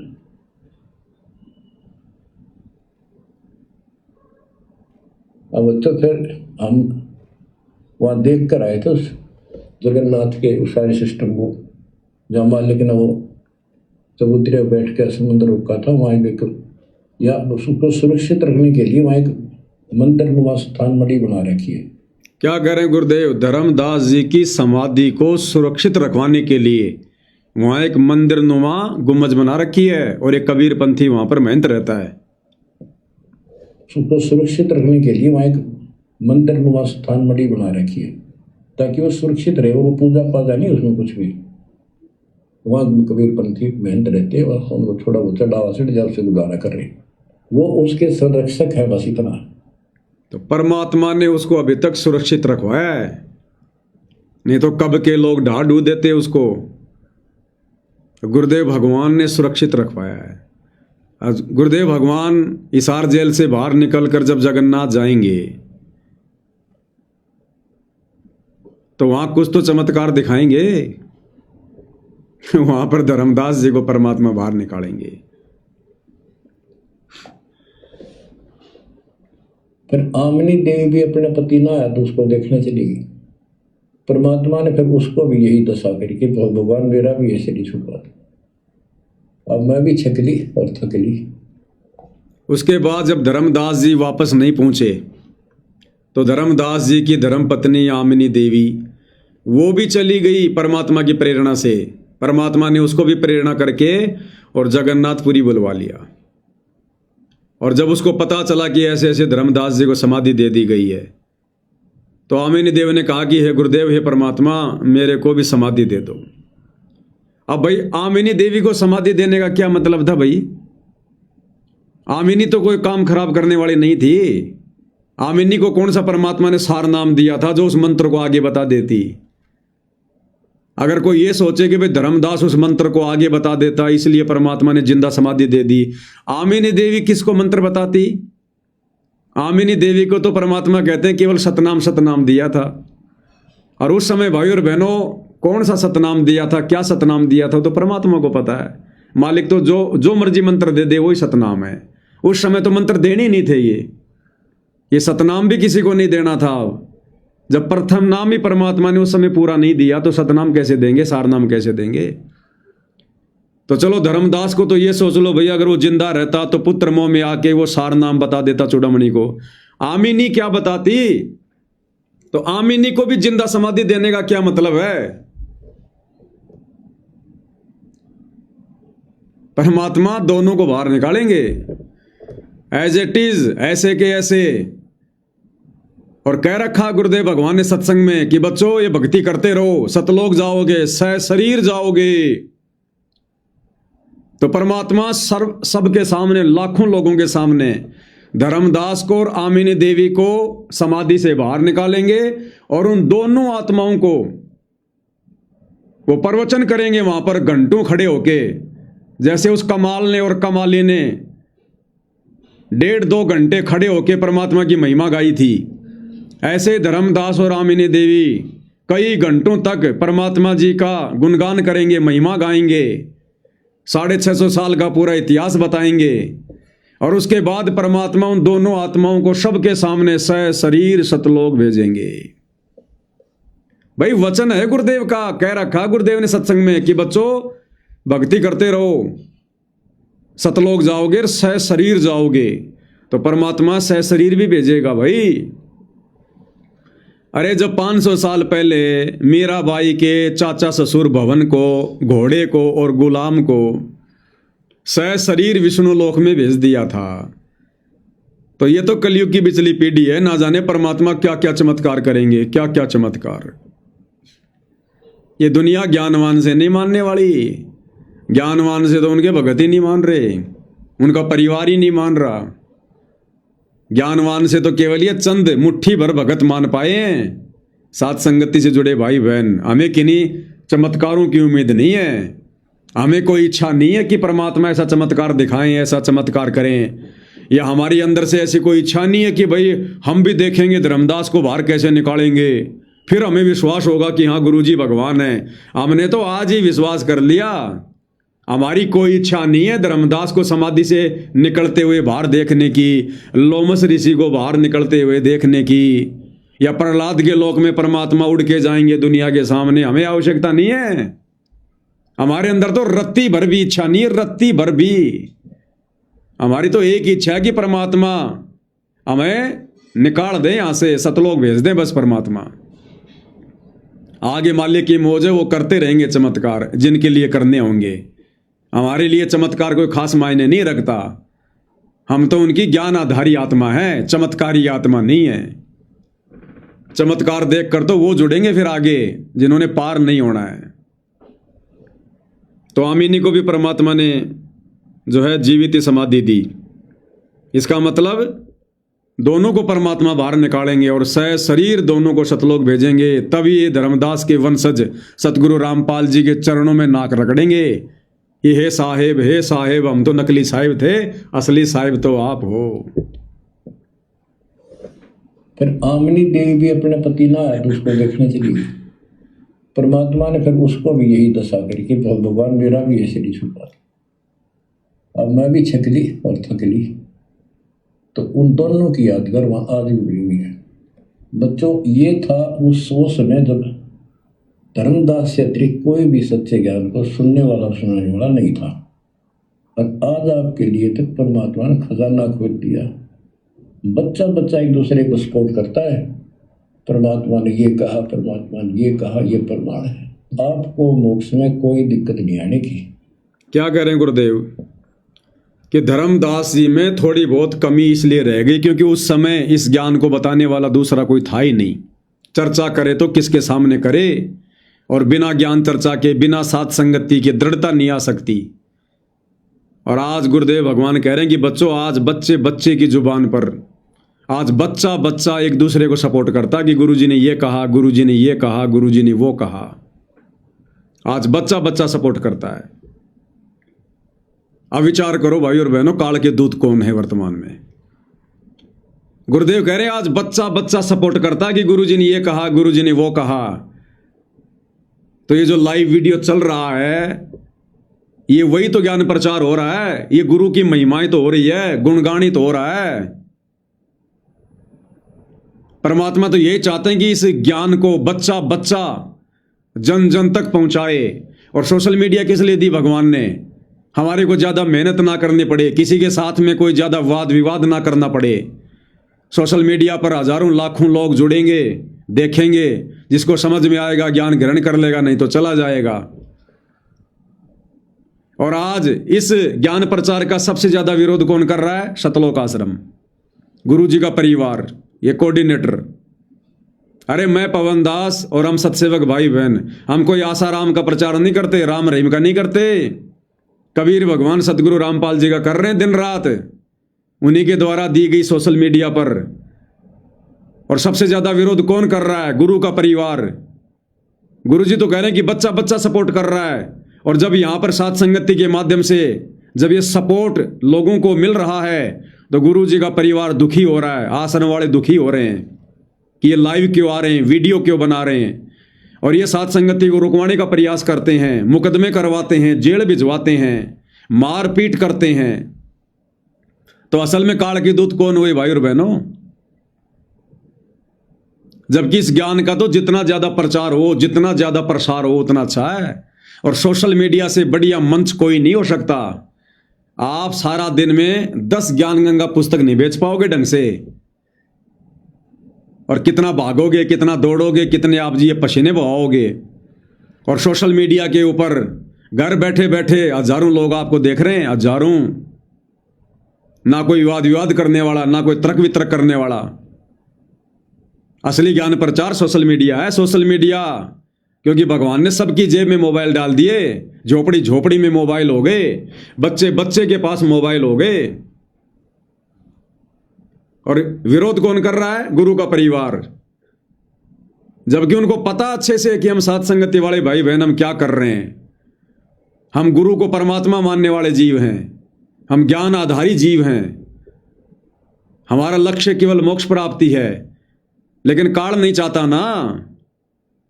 तो सबसे ज्यादा विरोध साथ संगति का किसने किया?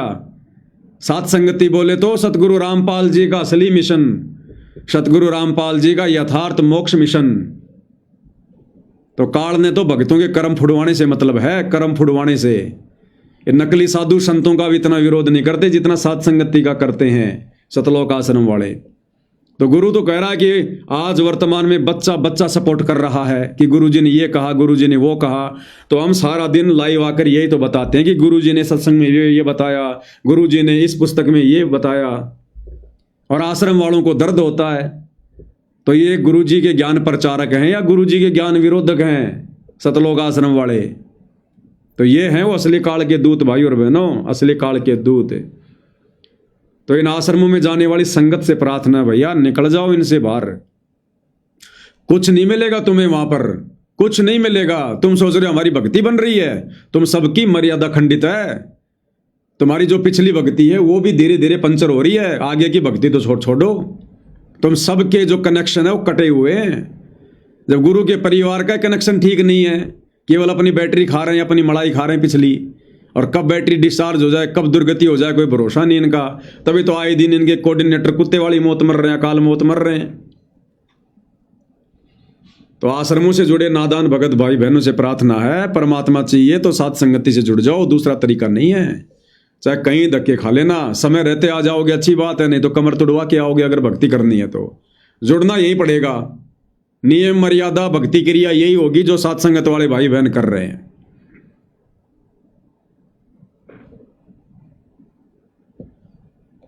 और मैं भी छकली और थकली, तो उन दोनों की यादगार वहां आज भी भूली नहीं है।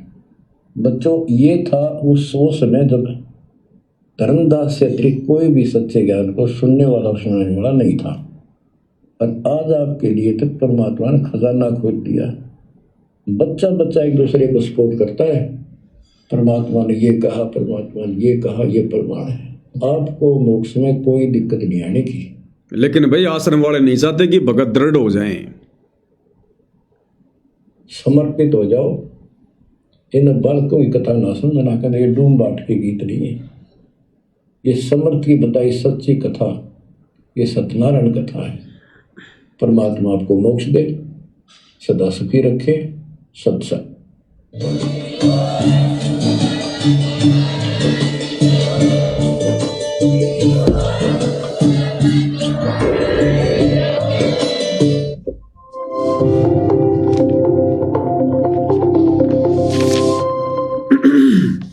तो भाई और बहनों, आज पूज्य गुरुदेव भगवान के आशीर्वाद से धर्मदास जी की जो कथा है उसका समापन हो गया है। कल हम विशेष संदेश नंबर 31 पर चलेंगे। अब अंत में गुरुदेव भगवान की महिमा में एक शब्द समर्पित करेंगे।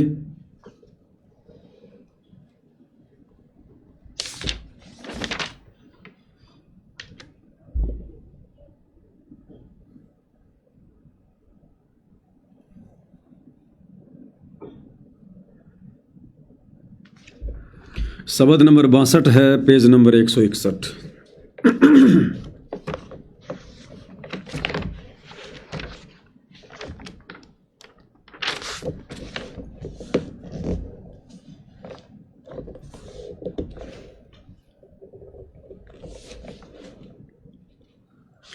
बंदी छोड़ सतगुरु रामपाल जी परमेश्वर जी की जय हो।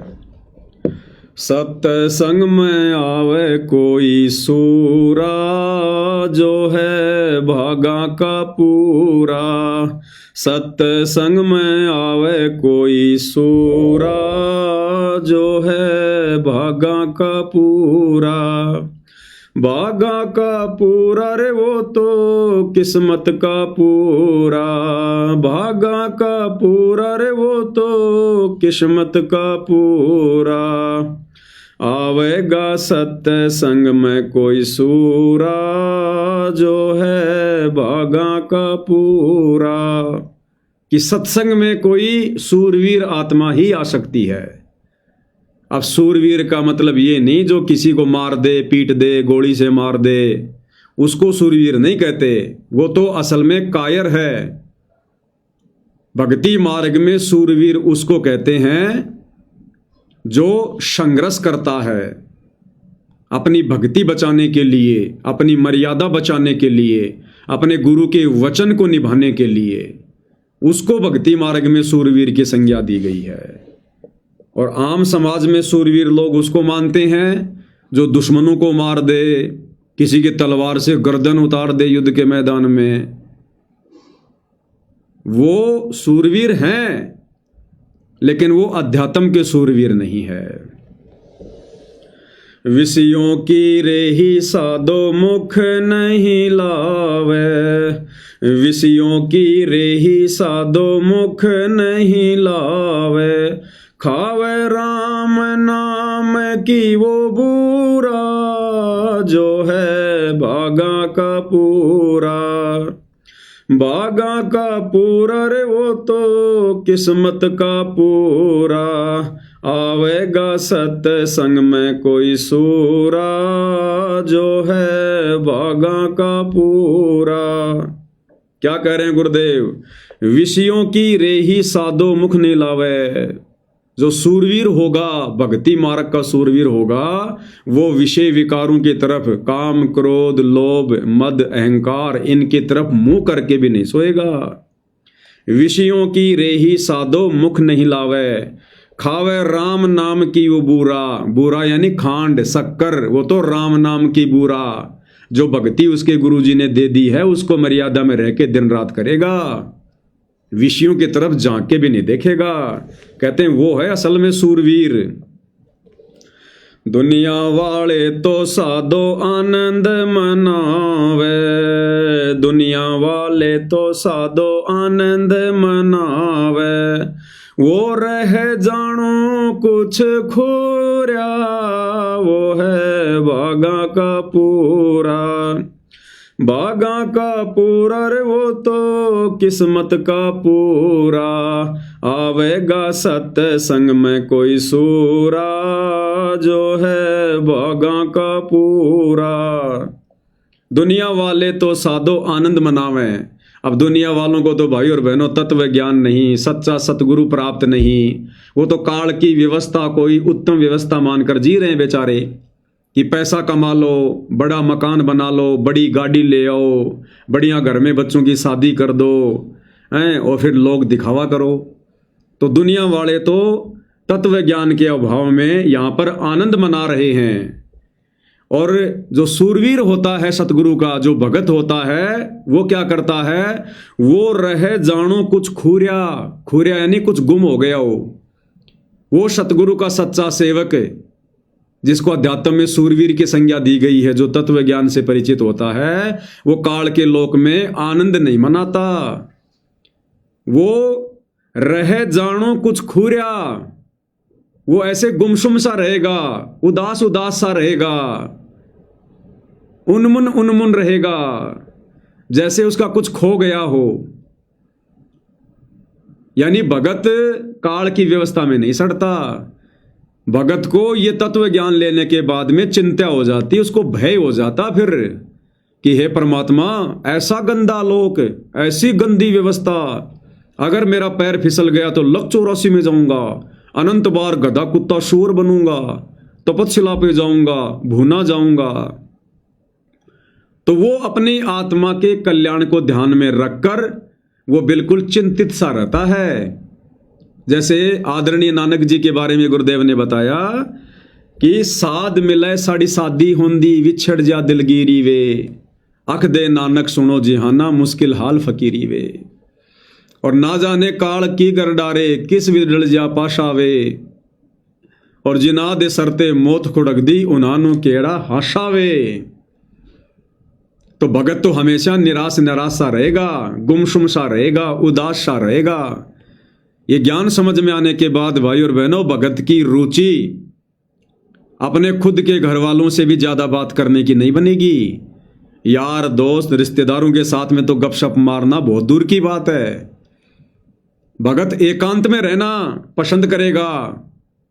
भगतों की आवश्यकता भी उस समय तक पड़ती है जब भगत को ज्ञान पूरा नहीं होता, और जब भगत पूरी तरह से परिचित हो जाता है, उसके बाद भगत सोचता है कि ज्यादा भगतों के बीच में रहना भी उचित नहीं है, समय की बर्बादी होगी, सुमरण अच्छे से नहीं हो पाएगा। तो भगत तो ये ज्ञान होने के बाद में एकांत प्रिय रहना पसंद करेगा, एकांत प्रिय।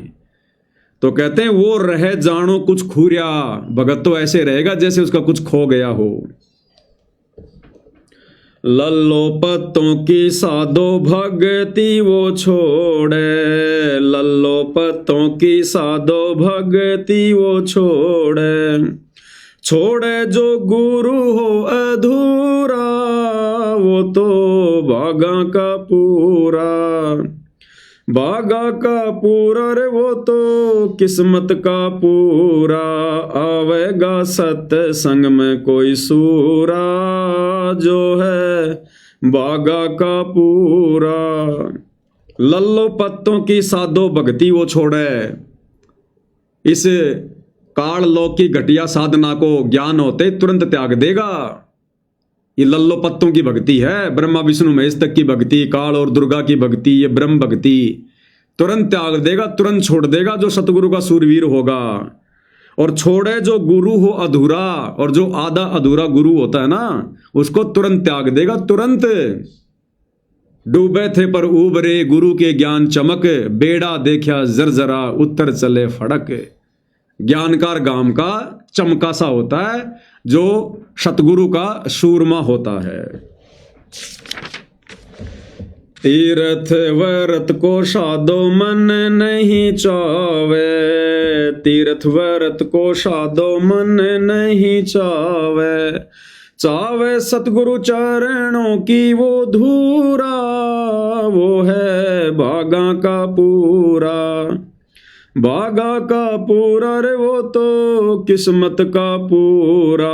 आवेगा सत्संग में कोई सूरा, जो है भागा का पूरा।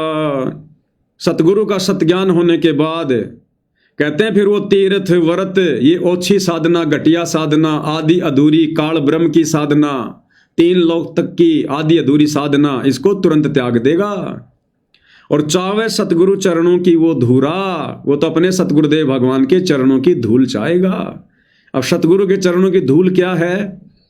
सतगुरु के द्वारा दी भक्ति मर्यादा में रह के करना, सतगुरु सेवा करना, ये सतगुरु के चरणों की धूल है।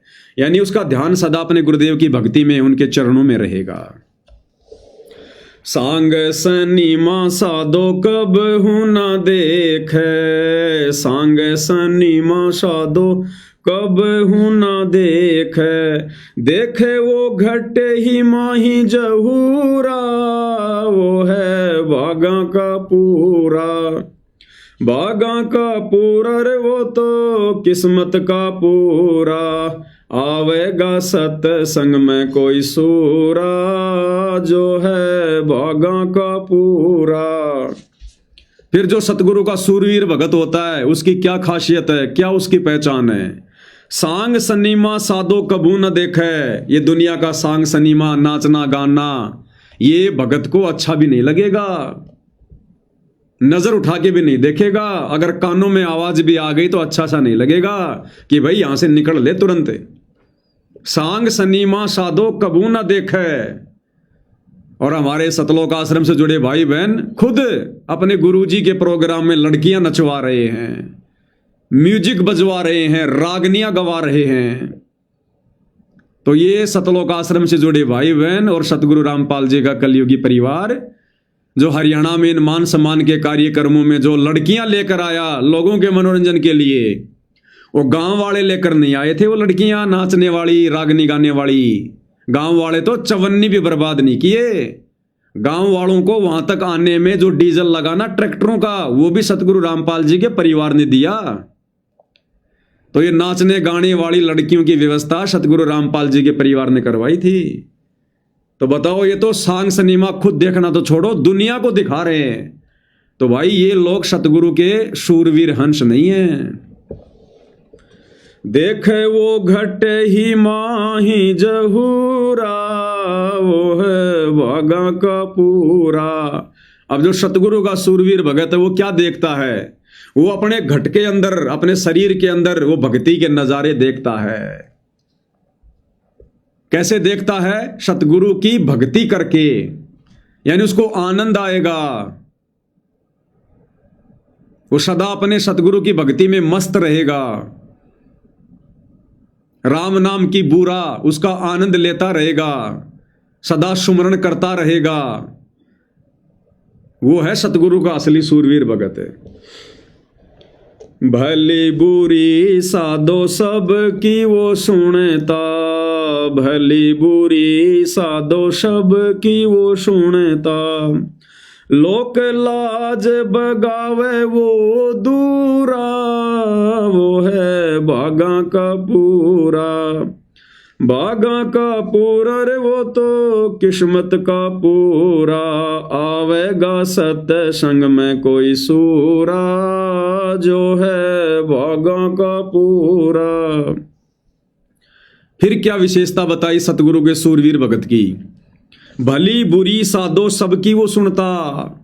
सतगुरु का सच्चा भगत, सूरवीर भगत, वो दुनिया की भली बुरी बातें सह हर सुन लेता है। सुनने का मतलब है वो ध्यान नहीं देता उनके तरफ।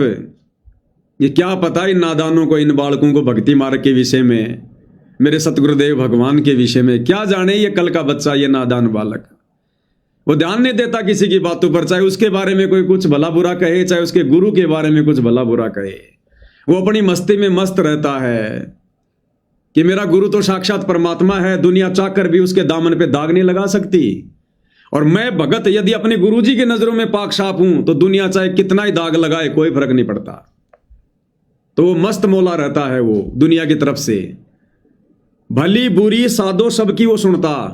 जबकि देख लो शतलोक आश्रमों से जुड़े भाई बहन, गुरु का परिवार, कभी आर्य समाज का कोई व्यक्ति सतगुरु रामपाल जी पर टिप्पणी कर देता है तो ये लोग रोडों पर आ जाते हैं, वीडियो बनाने लग जाते हैं, उसने ऐसा क्यों बोल दिया, मुकदमा करेंगे।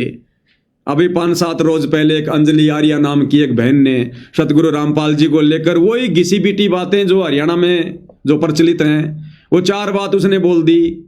देखो कैसे सतलोक आश्रमों से जुड़ी माता बहनें रोड पे आके उसका विरोध कर रही है, मुकदमा करेंगे उसके ऊपर।